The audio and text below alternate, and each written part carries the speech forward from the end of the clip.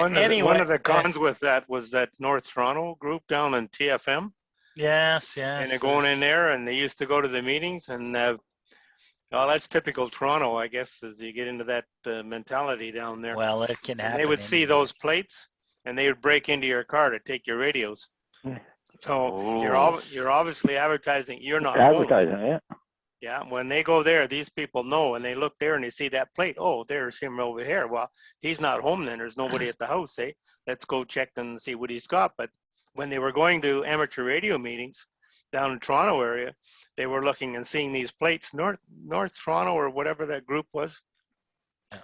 And it was going like that. And they had a whole bunch of break-ins, and they're stealing, taking the antennas off the car, breaking into the car, taking the radios out of them and stuff like that. So it does have its adverse, you're advertising where you are and where you're going like that. And so anybody that's of that devious mind can also know that you're not home anymore. You're not here, you're not there, right? So go like that, or you've got radio equipment in your vehicle. So you do have to maybe think of that while you're doing that. Mhm. Yeah, there's definitely the pros and cons, but if you would go to like 95 out of 100 people, and do you know what a VE3 means? You know, anybody on the line here know what the start of a plate with PCJ stands for? No idea. Provincial Court Judge. Don't So- take your license. Yeah, well, and police officers were trained to look for that, right? There's a lot of We lost Al Single. Joey's here though. That was Alpha. classified information. Yeah, that's right. They cut him They off. just cut him off. They CISO's cut him off, yeah. Yeah. That's it. That's got to be frustrating, eh? Losing your system like that all the Oh, time. Oh, gee. he's not going to be a happy camper. Oh, geez. I don't know what they can do to rectify that. I still, to this day, don't understand how come that's happening to him. Yeah, I lost Infrastructure. I lost my Eastlink here from 9:20 to about 6 o'clock yesterday, or yeah, somewhere around there. He's Whoops. not the only one having that issue in Little Current though. There's a few other Yeah. people too. Oh, there is, eh? Yeah. Yeah, they were So- having a problem for sure. Yeah, Well, keep I more even quarters on hand. They need another Yeah. quarter. Let's put it in the box, eh? yeah. It's happened here in Elliott Lake as well. Yeah, I have the number to the supervisor for Eastlink, and I called them up, and she answered, and I told her, I says, you know, I need that for communication and that. She says, let me see what I can do, and then all of a sudden she says, oh, there's a crew working since 9:15 this morning. She says it should be up in no time, but it took about 2 hours later. Yeah. Oh, there's Alan. He's back. I'm back. Welcome to broadband and Little Current. Welcome home. Rusty's saying you're not the only one that's having issues with that. Apparently, other people in Little Current are having problems too. Absolutely. We And found them out. knowing about it, it's funny that they're not rectifying the issue. I don't understand that. Well, the problem is the infrastructure. Yeah. Eastlink, they won't admit it to me, but I had a third party in here last week, and he referred to it as anybody in the IT business would know, and I'm just seeing I did make notation of it. See if I can find it here. Mhm. I'm not wanting to digress from the topic here, but it was like a Very interesting. CMTS, cable modem terminal systems issue. So what happens is the networking junction at wherever the junctioning takes place, Yeah. it's a cable modem, and what happens is it momentarily, if a signal goes below a certain level, he was saying, the equipment drops the signal and searches for a new connection, because it just does that to like burps and resets itself. And that's what happens with mine. It made my neighbors on the same Eastlink system. Doesn't happen with his, but it happens with mine. And normally people don't notice it if you're surfing the net and you're reading a web page, right? If the thing goes down, your web page stays up and you keep reading it and that in 30 seconds. But when you're on Zoom, Yep. you freeze Yeah. and then you drop, right? So, yeah. Well, it's not good. what happens, I have a CMTS switching system here in Minnemoya, and they were going in there, and what he did, he went into their box there where the CMTS system is, and he switched me to a different switch. So by him doing that, it resolved my issue, because I was like on the same switch as the high school and the public school, and they were using that system so much that it would kick me off, you know. And this is the technician that went back there and actually switched me to a different switch. And when he did that, I've never had any other issues. Never had a problem. Well, this is what I have to do. The problem is I'm going through third party with VNet.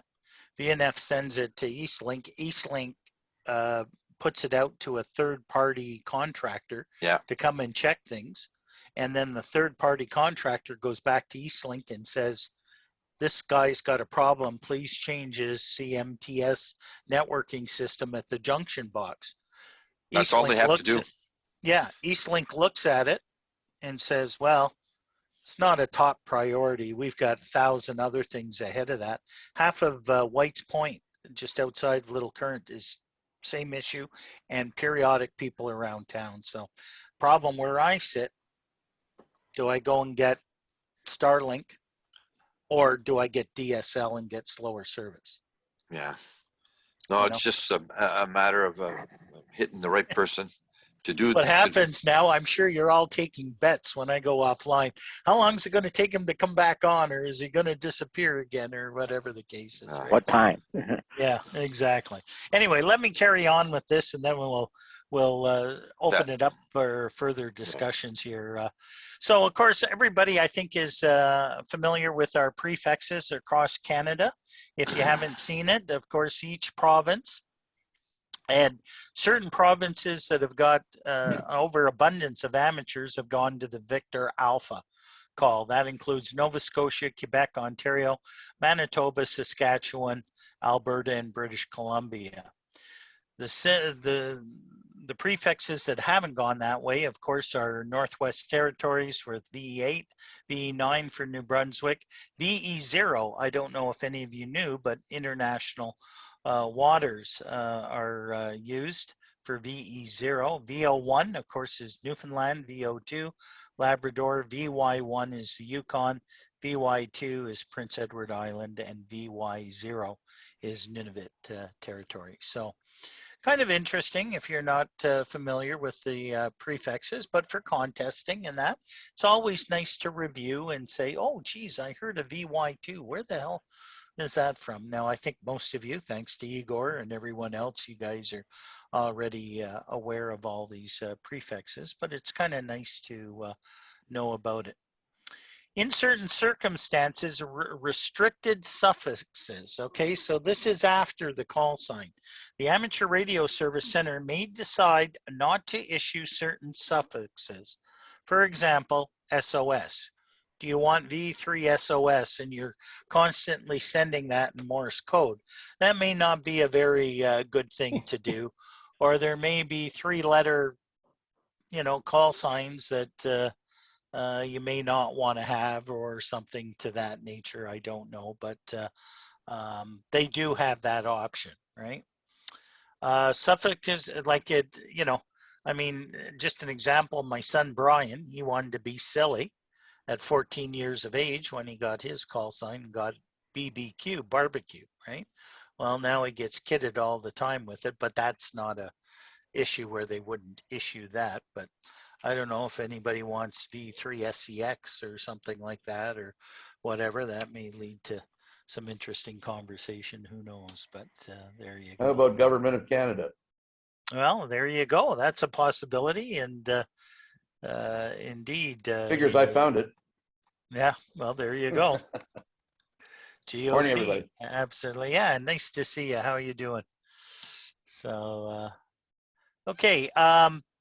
Again, in conformity with the International Telecommunications Union and the ITU and radio regulations, call signs with 3-letter suffixes and 4-character alphanumeric suffixes will not be issued from block QOA to QUZ, as these combinations are restricted for abbreviations to be used for radio communication services. So they're in another category that are already preset there.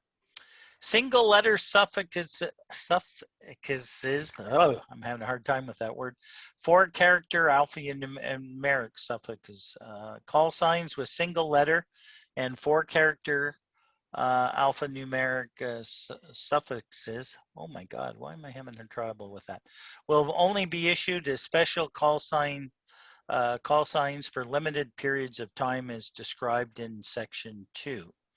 Then we'll get to section 2. So they can have for special events, certain things that are going on, like, you know, the Confederation of Canada, they can do it. They did it for the 150th anniversary. And some of those that you will get special call signs. They can do it for, you know, maybe a Queen's visit to Canada or something that commemorates something that is special.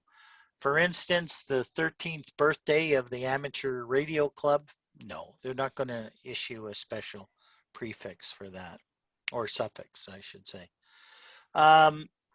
In Newfoundland, Nova Scotia, Quebec, Ontario, Manitoba, Saskatchewan, Alberta, and British Columbia, the demand for 2-letter suffixes exceeded the availability. In some areas, waiting lists for 2-letter call signs have been held in distinct district offices for many years. All right. With the introduction of the centralized amateur radio service center, 2-letter call sign waiting lists have been discontinued, and applicants in the VE1 to VE7 and VO1 call sign areas who are qualified to install and operate amateur radio stations may apply for a 2-letter call sign if they meet the following eligibility criteria. So if you want a 2-letter call, you have to meet these things. The first one is you have to be a holder of a Canadian amateur radio certificate with BASIC for a minimum of 5 years. Oh, Al, I hope you guys, when you redid this, changed that to 20 years.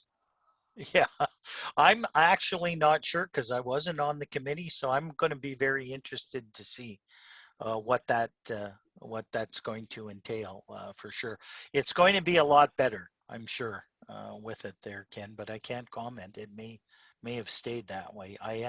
That was done way before I became vice president and on board, and they never. Well, you know, every time I ever talked to the guys at Industry Canada when Rick was around many, many years ago, and those guys, they always told me, if you want a 2-letter call, you better have a white beard. That's the only way you're getting one. So, you know what? And that was 35 years amateur radio later, I finally get one. Right? So yeah, that's the way it works. It's seniority, right? And you know, going through the ranks and stuff like that. But when they revamped everything, yeah, they did away with it, and it doesn't make, because now you don't know if somebody that's got a 2-letter call has been on for 5-6 years or 50 years. You know, it's hard to say. Now, here's the other thing too. Amateur is applying for a 2-letter call sign of a deceased family member in accordance with section 1.4.4. So if you had a family member, okay, and you may be under the 5 years, and your dad was V3, you know, AA or whatever the case is, you could apply for that call sign and that with it. So there's the other stipulation with it. Applicants in call sign prefix areas with a very small amateur population, like in the territories VE8, V9, VY1, VY2, VY0, and VO2, Labrador, in which two-letter call signs are readily available, may apply for a two-letter call sign once the number of two-letter call signs issued in that area exceeds 80% of the total two-letter call sign combinations. The eligibility criteria in subsection A above will then apply to that area. So, which means you got to be minimum 5 years. But if you live in the Yukon right now and you apply for a two-letter call and you were licensed last week, you will probably get it. So it's just the way that when this came out in the early 2000s, that it was decided. Only one two-letter call sign will be issued per amateur operator, and the prefix will be issued in accordance with section 1.2, which we talked about. No two-letter call sign will be issued to club stations anymore. So club stations has to be a three-letter call sign. Okay, you can't have a two-letter. Existing two-letter call signs remain valid for the holder releases the call sign or becomes deceased. Okay, so let's say a club did have a club call sign. I think Timmins has Victor Echo 3 Alpha Alpha. They have that call sign. Until that holder of that particular license passes away, it will remain that club call sign. Our club call sign for the Manitoulin is RMI, for Radio Manitoulin Island or Repeater Manitoulin Island. Okay, 1.4, choosing a call sign, choosing a first call sign. Applicants may request an unassigned two- or three-letter suffix call sign using a prefix in accordance with section 1.2. Applicants request a two-letter suffix call sign must meet all requirements of section 1.3. So, I mean, it's regulations, right? So either you're in a province or a territory that will let you have a two-letter suffix, or one where you need to be on a minimum of 5 years. Maximum three-letter or three choices in ordinance of preference will be considered. If none of the choices are available or no choice is indicated, the Amateur Radio Service Center will assign a call sign. So this is why when I do online testing of basic amateurs, I say, have you thought about a call sign? Have you looked at it? And people usually go through and say, yeah, I'm going to try and get my initials or something, a combination of there, and use it that way. And it's on the online application form, and it's also on, like, if you click on this, you're probably not going to see this. You're not seeing this, right? The next page, or are you? No. Just at 1.4.2 additional. No, No, nothing no, changed, no. Al. It's not coming up. Okay, all right. Well, I'm not going to Nothing. bother because it's going to require me to flip, and basically it's just going to show you the application form where you've got the three sections that you can. I wish I You could can apply run. for a VE8 call sign because VE8WV is available. Well, you better pack your bags. Yeah. I ran across a CSG prefix, CSG3 prefix in the International DX contest there on the weekend. And that kind of threw me for a minute, and I had to go to QRZ. Oh, it's a Canadian, it's an Ontario call sign, Yeah. special event. Yes, and we're going Well- to get to that. Yes, Bob. Where do I start to find out whether SJ was?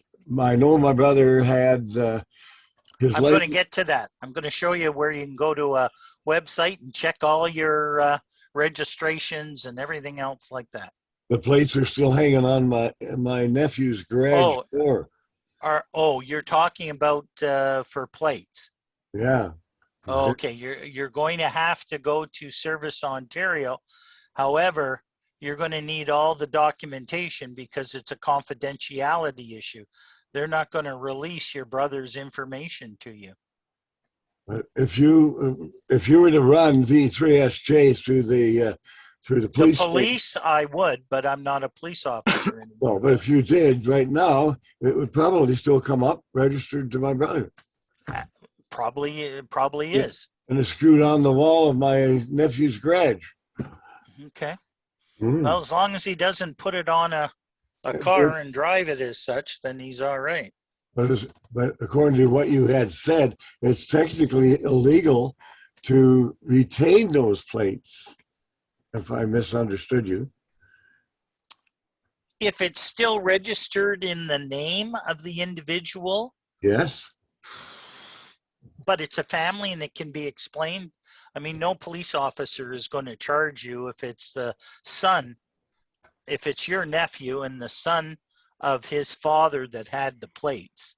Yeah. And he has the plates on the wall as a memento Huh? of his father. There's no officer in the world would charge you for the possession of those particular plates. Jed If Graham your might have. nephew takes those plates and puts it on his car to circumvent identification of that vehicle under his deceased father, then you're looking at getting Oh, yeah. probably slapped on the wrist or a little more. you That'd know, be a in ghost car. Do they have a law against ghost cars? No, ghost cars are immune.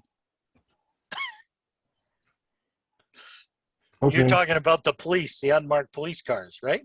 Think I got lost here. Yeah, that's it. Yeah, no, Doug's going off in a different thing. It's his comedy, you have to understand. It's okay.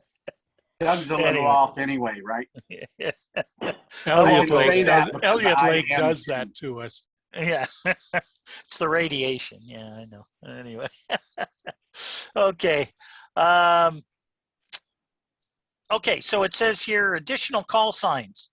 Amateurs may apply for any additional 3-letter suffix call signs, right?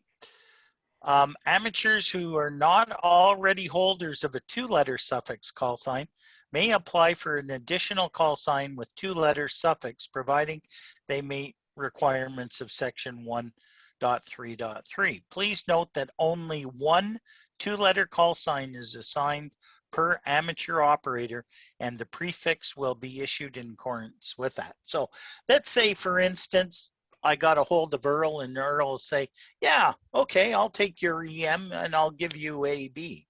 Well, I'd have to relinquish EM and he'd have to relinquish AB. Then I'd have to apply for AB and he'd have to apply for EM, right? We could do it, but if something happened to Earl or something happened to me, he couldn't take my EM and keep AB, and vice versa. I couldn't keep my EM and take AB. You're only allowed one 2-letter call, but 3-letter calls, well, my certificate has a whole list of them, right? Because of amateur radio equipment that are connected to it. Changing a call sign. An amateur may request a change of a call sign for a 3-letter suffix if the requested call sign is available. So let's say I've got V3ABC and my initials ACB come up and are available, then I can change it. It will be issued provided the applicant's prefix remains in accordance with section 1.2, which is the one call sign. Applicants who request a change of call sign from a 3-letter call sign to a 2-letter call sign must meet requirements. Again, 5 years or living in a province or territory that doesn't require that. Transferring a call sign from a deceased amateur to an immediate family member. The call sign of a deceased amateur will not be returned to the available call sign list until 1 year after the death, providing that they notify ISED Canada. An immediate family member who is the holder of an amateur radio operator certificate may apply for the call sign within that year, provided that the applicant's province or territory call sign prefix matches the call sign of the deceased amateur's area of residence. So I'll give you 2 examples that you may be aware of. When Reno Martin passed away, V3AC, his son Alan applied for the 2-letter call, and received it. When Frank Horsfall here on Manitoulin passed away, V3 FJH, his son Kenny, who was V3 KFD, or no, KFD was it? Yeah, KFD. He applied for his dad's call sign and using that FJH. So you can do that. If I were to pass away, my son Brian could get AJB or EM or any one of my call signs if he applies for it. So that's how it can work. Call sign reservations. All right. Amateur radio service signs, call signs cannot be reserved. So I can't say when so-and-so passes away, I want his call sign. You can't do that. You have to have, as Ken was referring to earlier, you have to notify ISED and then you have to go through the application process. Applicants are urged to check the availability of call signs at the Amateur Radio Operator Certificate Services website at this. So if you want to copy that website down, you can do that. And what I will do is I will go to that website so everybody can see where you would go and check your call sign. If you So- just type in Google search for Canadian call sign database, it'll You'll bring get it up. there too. Yeah. Yeah. You can do it that way. It's just also on our website on the web links. Oh, okay. Well then, hey, It's been there for there a you while. go. Yeah. you guys make life so easy out there. So available call sign search. So you can go here and let me just minimize this. I'm gonna close that. Go over to here and go to here. So this is the one area where you can go and search for what is available. So what you do is the prefix, you put the drop down box. So we'll go to VE3 Ontario. And let's say you wanted to search for a 2-letter call. Well, what you would do is change the 3-letter call here to 2-letter. And then go over to here to search and see how many two-letter calls pop up. Let's try that. Big zero. No such call sign is available, right? And that's the problem that I just amateur. did VA3 and VE3 and no such no call sign. call signs. But let's say you're a new ham and you want to search and you want a VE3. Well, change this to 3-letter call and do a search. And now what happens? These are all the available call signs that are available right now to apply for. If it's showing in this particular list, you can apply for that call sign. If it's not there, then it's not normally not available, right? So if you're lucky enough to find your initials, let's say my initial was V3FFQ, okay, then I could apply for it. Or if FFQ wasn't available in the VE3, I could go over to VA3 and see if it's available there. If not, then you've got to get another combination of such 3 and look for that particular